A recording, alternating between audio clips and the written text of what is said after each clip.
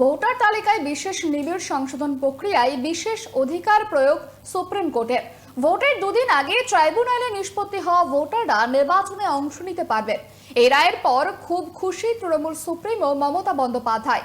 Supreme নির্দেশের পর প্রথম প্রতিক্রিয়া দিয়ে তিনি বলেন, আমি খুব খুশি, বিচার ব্যবস্থার ওপর গর্বিত, মামাটি মানুষ জিন্দাবাদ।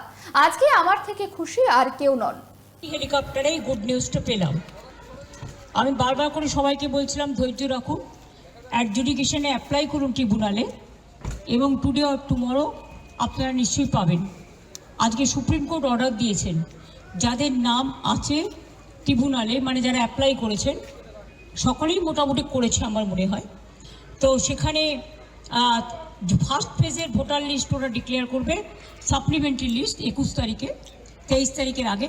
ওটা পেয়ে গেলে আমাদের বুথের সমস্ত কর্মীদের বলবো, আমাদের লিডারদের বিভিন্ন জায়গায়, যে তারা যেন রাতের মধ্যে ভোটার স্লিপ তৈরি করে বাড়ি বাড়ি পৌঁছে দেয়, যাতে ওরা ভোট দিতে পারে, যাদের নাম বাদ দিয়েছিল। আর দুই হচ্ছে যে আর 27 তারিখে 29 তারিখে যেটা লাস্ট ফেজ আছে, সেটাও দুদিন আগে 27 তারিখে বলেছে ওটা ট্রিব্যুনাল অ্যানাউন্স করবে ভোটিং রাইটস। সুতরাং I am so happy and I am proud of my judiciary এবং আমি নিজে কেস করেছিলাম, এটা আমার কেসের ওপর। মামাটি মানুষ জিন্দাবাদ, মামাটি মানুষ ধন্যবাদ। আজকে আমার থেকে খুশি আর কেউ নয়।